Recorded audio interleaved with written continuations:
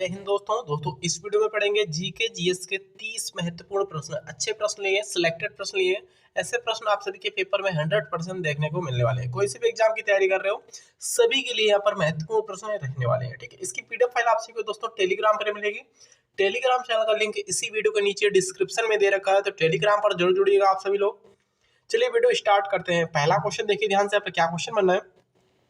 भारतीय संविधान में कितने प्रकार के न्यायिक आदेश हैं दोस्तों? भारतीय संविधान में कितने प्रकार के न्यायिक आदेश हैं पूछा गया आप सभी से। क्या क्लिक करोगे? 5, 4, 3 या फिर 2? तो बताइए आप लोग, भारतीय संविधान में कितने प्रकार के न्यायिक आदेश हैं? तो इसका करेक्ट आंसर दोस्तों क्या हो जाएगा? करेक्ट आंसर इसका ऑप्शन नंबर ए, 5 प्रकार के हैं न्यायिक आदेश। याद रखिए कौन कौन से हैं दोस्तों 5 प्रकार के। एक होता है आपका बंदी प्रत्यक्षीकरण, दूसरा होता है आपका परमादेश, तीसरा होता है आपका उत्प्रेषण, चौथा होता है आपका प्रतिषेध, ठीक है, पांचवा होता है आपका अधिकार प्रचार। ठीक है दोस्तों, ये याद रखिए, इंपॉर्टेंट पॉइंट है। ठीक दोस्तों, तो भारतीय संविधान में दोस्तों 5 प्रकार के न्यायिक आदेश हैं, याद रखिएगा। अनुच्छेद कौन सा है दोस्तों? अनुच्छेद 32B के अकॉर्डिंग आते हैं सभी, याद रखिएगा। ऑप्शन नंबर दोस्तों इसका ऑप्शन नंबर ए करेक्ट है।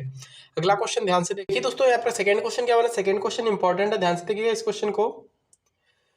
चित्तौड़गढ़ में विजय स्तंभ किसने बनवाया था, यानी कि टावर ऑफ विक्ट्री किसने बनवाया था दोस्तों? महाराणा प्रताप, राणा कुंभा, राणा सांगा या फिर विजय कुंवर दुर्जन सिंह? तो बताइए आप लोग, सेकंड क्वेश्चन का करेक्ट आंसर क्या है इसका?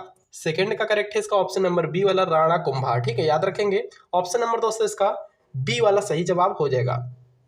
चित्तौड़गढ़ में विजय स्तंभ का निर्माण दोस्तों राणा कुंभा ने मालवा के जो शासक थे दोस्तों महमूद खिलजी, ठीक है, मालवा के शासक कौन थे? महमूद खिलजी की विजय पर ये मतलब कि शासक का मतलब कि बनवाया गया था। ठीक है दोस्तों, चित्तौड़गढ़ विजय स्तंभ जो बनाया गया था उनकी विजय पर बनवाया गया था, महमूद खिलजी की विजय पर, याद रखिएगा। करेक्ट आंसर है ऑप्शन नंबर बी वाला। अगला क्वेश्चन देखिएगा, स्वराज मेरा जन्मसिद्ध अधिकार है और मैं इसे लेकर रहूंगा, नारा किसने दिया था दोस्तों? इंपॉर्टेंट क्वेश्चन, अच्छा क्वेश्चन है। स्वराज मेरा जन्मसिद्ध अधिकार है और मैं इसे लेकर रहूंगा, यह नारा किसने दिया था?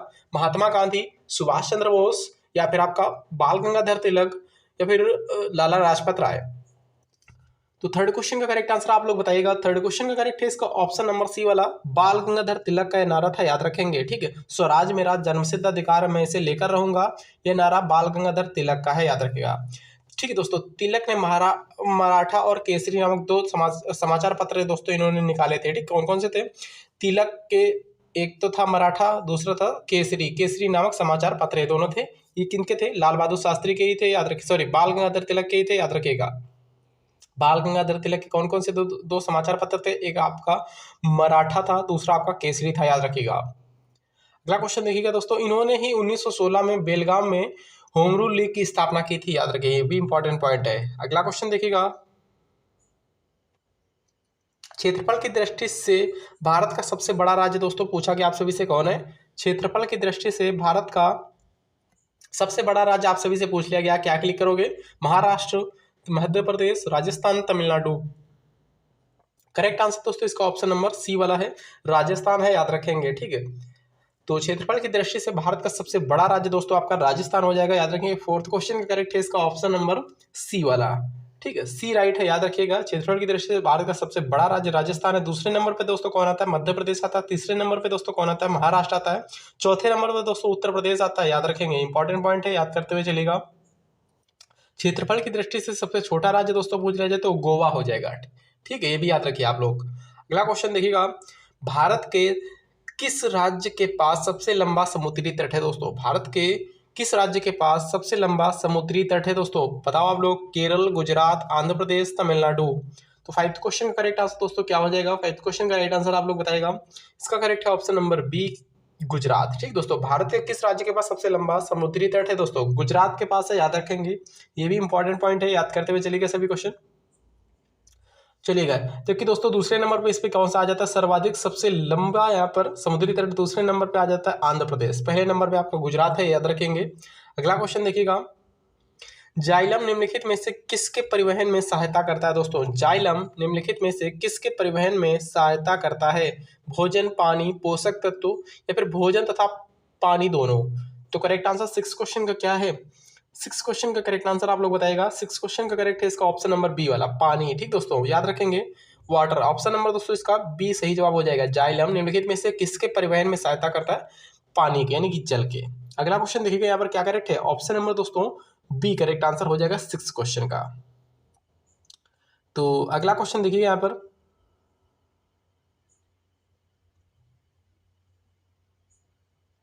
पांच जगत वर्गीकरण का प्रस्ताव किसने दिया था दोस्तों? पांच जगत वर्गीकरण का प्रस्ताव किसने दिया था दोस्तों? बताइए आप लोग, पांच जगत वर्गीकरण का प्रस्ताव किसने दिया था? अर्नस्ट मेयर, आर एच वेटेयर, या फिर एम डब्ल्यू बेंजेरिक, या फिर डी आई इवानोवास्की। दोस्तों करेक्ट आंसर इसका हो जाएगा, करेक्ट आंसर है ऑप्शन नंबर बी वाला, आर एच विटेयर। हिटेयर ऑप्शन नंबर दोस्तों इसका बी करेक्ट है। पांच जगत वर्गीकरण का प्रस्ताव आर एच विटेयर ने दिया था, याद रखेंगे, इंपॉर्टेंट पॉइंट है। ऑप्शन नंबर दोस्तों इसका बी सही जवाब हो जाएगा। चलिए अगला क्वेश्चन देखिएगा, गैलीलियो ने गिरते पिंड के नियम को और किस नाम से जाना जाता है? गैलीलियो के गिरते पिंड के नियम को और किस नाम से जाना जाता है दोस्तों? गति का नियम, न्यूटन का पहला नियम, न्यूटन का दूसरा नियम, न्यूटन का तीसरा नियम। बताइए आप लोग, गैलीलियो के गिरते पिंड के नियम को और किस नाम से जानते हैं दोस्तों?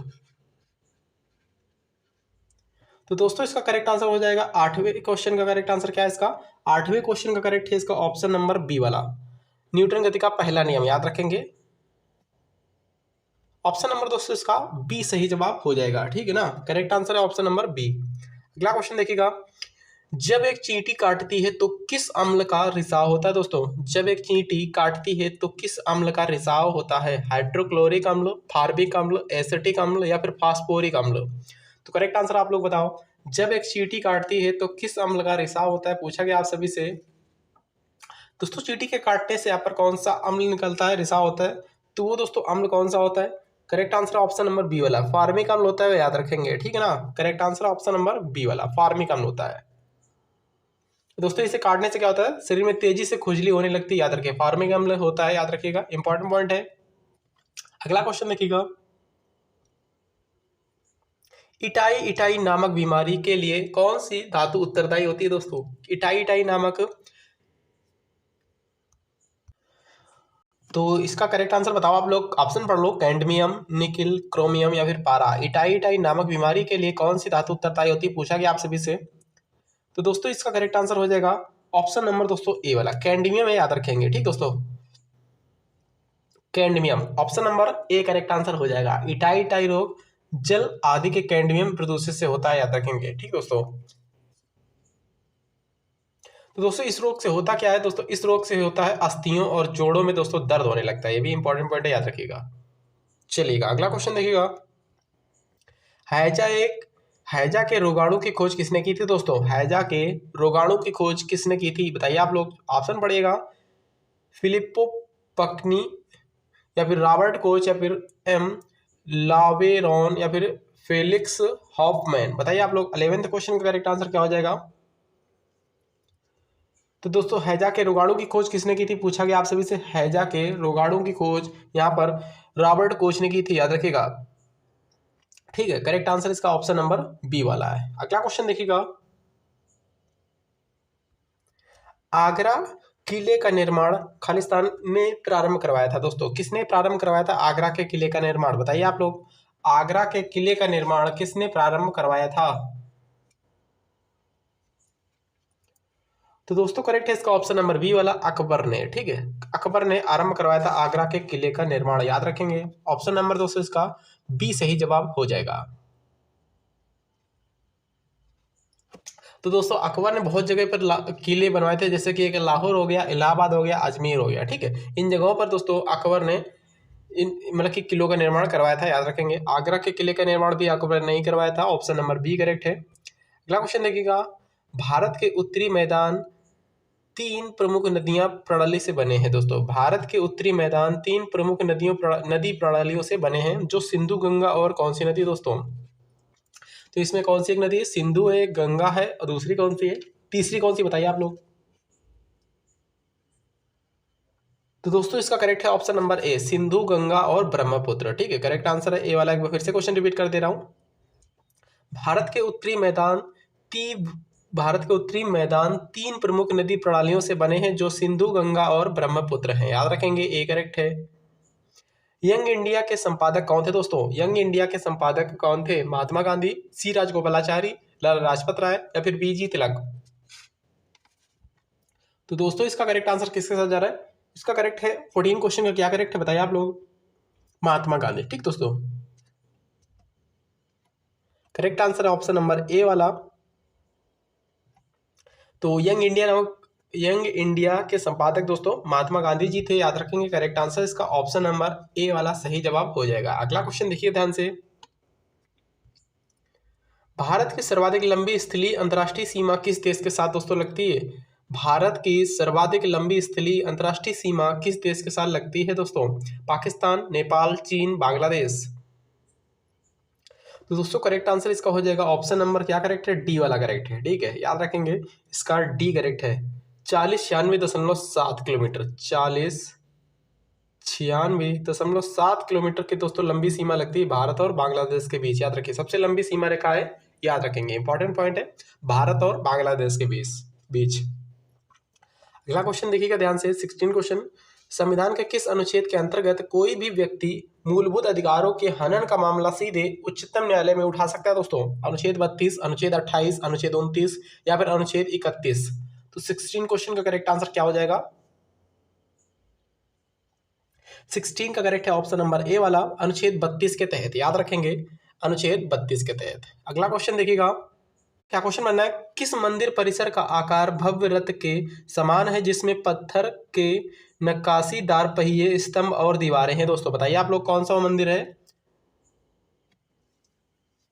दोस्तों? कौन कौन से मंदिर हो? मीनाक्षी मंदिर है, महाबोधि, कोणार्क या फिर बृहदेश्वर। तो 16 क्वेश्चन का करेक्ट आंसर क्या हो जाएगा इसका बताइए आप लोग? 16 क्वेश्चन का करेक्ट आंसर क्या है?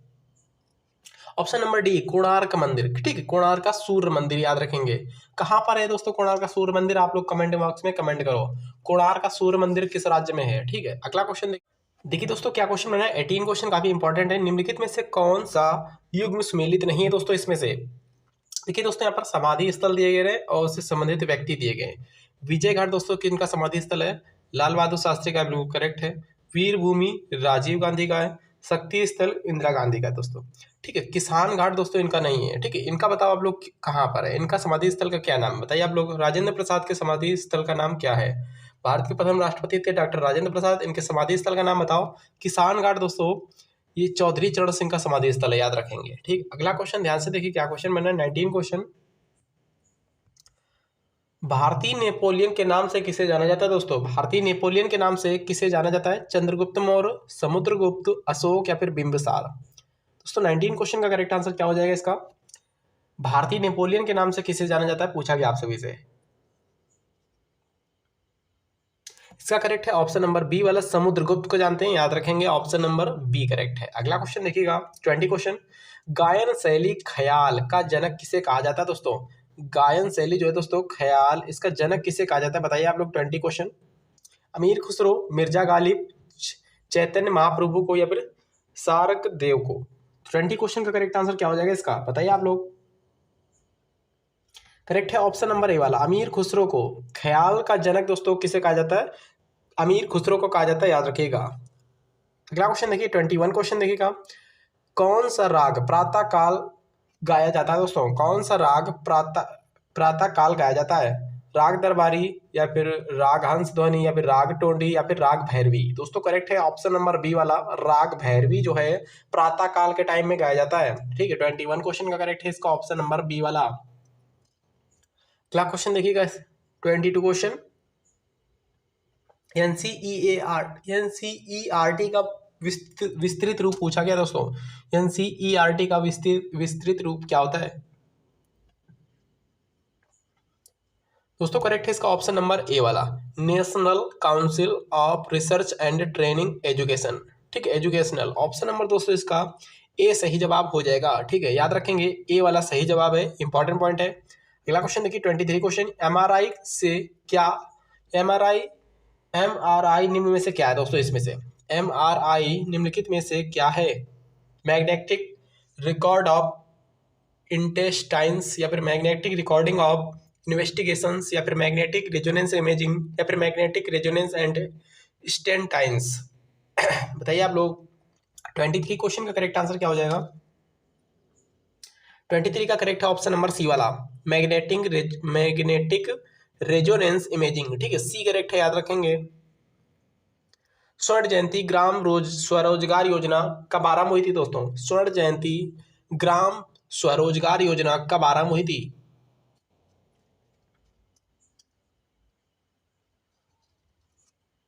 इसका करेक्ट है दोस्तों ऑप्शन नंबर सी वाला, 1999 में आरंभ हुई थी, याद रखेंगे। इसका भी करेक्ट है ऑप्शन नंबर सी वाला। अगला क्वेश्चन 25 क्वेश्चन क्या बनना है। वर्ष 1893 में शिकागो में आयोजित अंतर्राष्ट्रीय धर्मों की संसद में निम्नलिखित में से किसने भाग लिया था।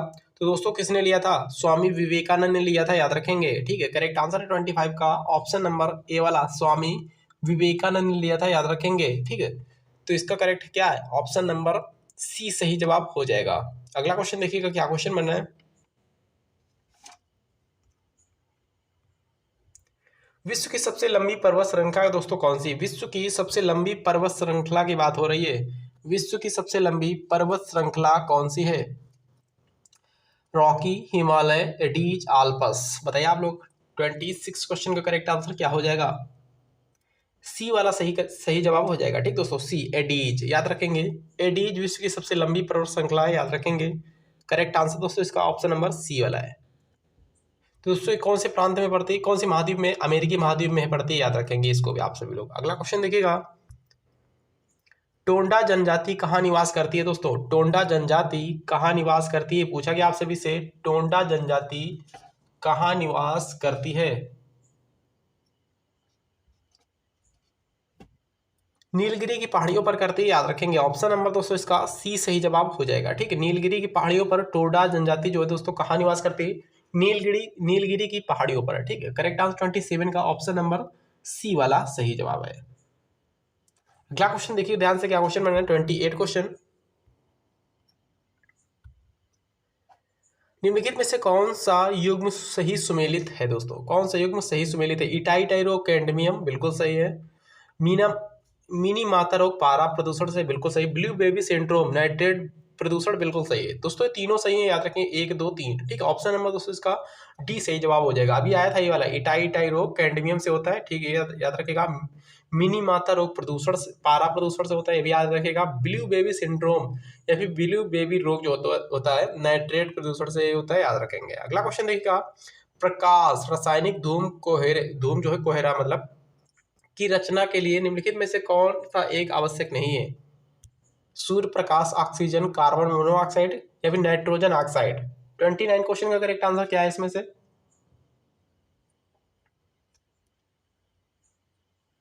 दोस्तों इसका करेक्ट है ऑप्शन नंबर डी वाला, इसमें ऑक्सीजन की कोई आवश्यकता नहीं है, याद रखेंगे। ठीक दोस्तों, प्रकाश रासायनिक धूम कोहरे की रचना के लिए निम्नलिखित में कौन आवश्यक नहीं है। सूर्य का प्रकाश आवश्यक है, कार्बन मोनोऑक्साइड आवश्यक है, नाइट्रोजन डाइऑक्साइड आवश्यक है। आज का लास्ट क्वेश्चन देखिएगा, इसकी पीडीएफ ले लेना। फ्री पीडीएफ फाइल आपसे को टेलीग्राम पर मिल जाएगी। ठीक है, तो पीडीएफ जरूर आपसे लोग ज्वाइन करिएगा, टेलीग्राम पर जुड़ जाइएगा, वहां से पीडीएफ आपसे को मिल जाएगी। मंत्रिपरिषद के विरुद्ध अविश्वास प्रस्ताव लाने के लिए लोकसभा के सदस्यों की संख्या कितनी होनी चाहिए दोस्तों। 30, 40, 50 या फिर 60। दोस्तों इसका करेक्ट आंसर क्या हो जाएगा, बताइए आप लोग। तो दोस्तों ऑप्शन नंबर इसका सी वाला सही जवाब हो जाएगा। ठीक है, 50, कम से कम लोकसभा के सदस्यों की संख्या 50 होनी चाहिए, याद रखेंगे आप लोग। तो चलिएगा, यहाँ पर वीडियो खत्म हो गया और आपसे लोग बताइएगा कितने क्वेश्चन आप लोगों ने सही किए हैं।